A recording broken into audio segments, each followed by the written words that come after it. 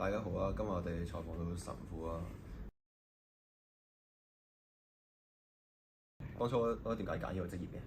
係啦，咁啊，我做老師嘅本來，咁啊，但係咧，其實做老師咧，只能夠教授知識啦，授業解惑啊，將知識俾人好好啊，啟發人。但係咧，如果你想啟發嘅嗰一樣嘢係好高價值咧，你要等價交換啊，你要用相當嘅價值嚟到證明你講嘅嘢係真實。咁神父，我哋想問第二條問題就係、神父呢個職業有冇啲咩特別嘅學歷要求咧？有㗎，咁啊，我哋唔係一入嚟就做到神父嘅，大概要7年時間嘅哲學同埋神學培育啦。咁啊，目的都係為咗睇得明聖經，同埋用聖經嘅主要語言同埋一啲嘅工具啦，去明白能夠解釋到俾人哋聽，教會咁多年嚟守護嘅真理其實係乜嘢。咁神父，我想問第三個問題就係、神父呢個職業有冇啲咩需要具備嘅特徵同埋性格咧？咁最近我都答過同學呢條問題啊。咁啊，其實做神父有好多種嘅都好多條件都好緊要，但係有一種我覺得最緊要咧就係唔轉彎抹角嘅一種好直接嘅一種正義感。正義感點解咁緊要咧？因為其實到最後啲人想喺神父度揾乜嘢咧？其實想揾天主。天主咧最重要俾一個人咧係內心善惡嗰個抉擇嘅力量。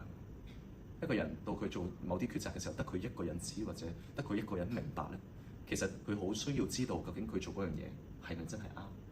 佢就算係啱，邊個人知？邊個人明白佢？同埋佢到最後呢啲啱嘅結果又係乜嘢？有時唔係現世得到嘅結果。咁所以善惡嘅分明喺個人嘅正義感嗰度，轉彎抹角咧都係一種嘅即係去偽善啊。咁所以要好直接嘅一種正義感，我覺得呢個係最緊要嘅特質。咁神父想問下第四條問題，咁當初揀呢個職業嗰陣時，屋企人有冇啲咩睇法？咁啊，屋企人應該知道呢個好似出家咁樣啦，即係離開屋企啦。咁所以我就問屋企攞祝福。我叫屋企人嚟揸實架車啊，唔好驚啊。咁喺電話講嘅我係。咁啊問爹哋媽咪攞祝福。咁啊爹哋媽咪都即刻就答應咗。咁啊所以我覺得我好幸福啦，因為自己一直同家人嘅交往，佢哋都了解我，知道我想做嘅嘢係乜嘢。咁到我真係去問嘅時候咧，佢哋都有信心。咁神父想問下，咁關於呢份工作嘅時候，你有冇遇到啲咩難關同挑戰咧？好多難關。不過最大嘅難關咧，其實係自己。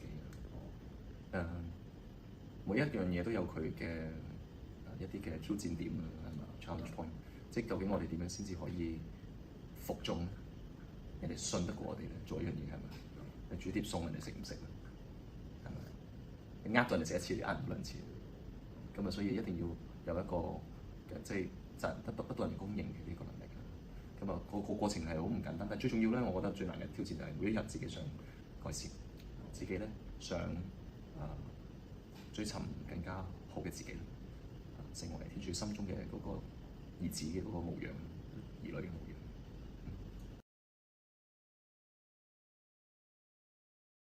我想問多條問題就係、作為神父，你一日最典型嘅工作內容係乜嘢？一日嘅內容。咁啊，圍繞一個神父咧，一日最重要就係佢嘅祈禱，同埋尤其是最高度嘅祈禱，即係彌撒啦。咁啊，去同天主重定盟約，即係建立翻嗰個同天主嘅關係。喺天主內咧，獲得力量。得到咗嘅先可以俾人哋啦。無論係嚟自天主聖言嘅力量啦，同天主嘅緊密啊，跟住喺教會入面嗰種彼此相愛而得到嘅愛嘅力量。呢啲都係喺祈禱首先獲得嘅。咁啊，其他就係工作啦。咁譬如我一個禮拜有好多日都喺學校啦。另外嗰幾日咧就係、是、好多堂區累積咗嘅責任啊、職務啊、教區入面嘅工作啊。咁啊，我有一啲特別嘅福傳嘅工作，特別為青年，為一啲其他有需要嘅兄弟姊妹，咁啊都會為佢哋花啲嘅時間。咁神父，我想問你做呢份工咧，最有成就感、最感動嘅時刻係幾時？最有成就感同感動嘅時刻，其實咧好似自己細個嘅經歷咁樣嘅，就係、有俾神父啟發而打開眼嘅嗰種感覺。即係好多人其實佢哋唔知自己原來有好多潛能，或者佢原來可以明白咁深嘅道理，或者可以即係叫做更上一層樓。但係呢啲我哋叫時刻咧，唔係次次都會俾你遇到，所以最開心係呢啲時刻。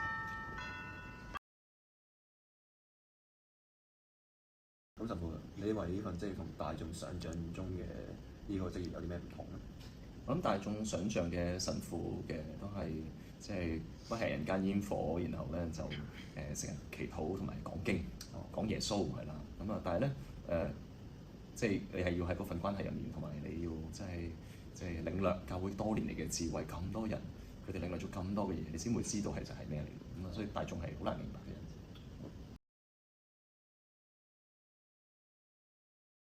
咁神父，如果你依家俾啲年輕人嘅建議，你會點樣鼓勵啲年輕人嚟睇信仰呢樣嘢咧？咁啊，我覺得我會鼓勵年輕人，首先就係要誠實咁對自己，即係開心就要承認自己開心，唔開心要承認自己唔開心。誠實嘅人咧，先至會去開始尋找。如果唔係咧，都會揾啲嘢吸住啊，揾啲嘢去填滿啊。但係其實呢啲咧，永遠都填唔滿一個即係叫做空虛無底嘅一個內心。咁啊，慢慢係誠實嘅人咧，先至會知道哇，個心咁大渴望，要有相當嘅高度嘅滿足。咁係咩嚟咧？人生嘅滿足嘅意義喺邊度咧？係啦，咁先會歡迎天主。如果唔係咧，就都係揾啲好塵世塵俗嘅嘢咧嚟到填飽自己，咁啊只係得到一刻嘅滿足。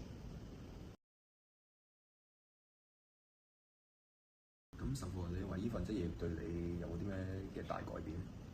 哇！我一生嘅改變都係喺呢一度啊，所以價值觀啦，生活嘅每一個決定同選擇啦，優次啊，各樣嘢都係喺呢度可以發展出嚟嘅。生活嘅品味同態度啦，呢個都係做神父先至會有新嘅體會品味。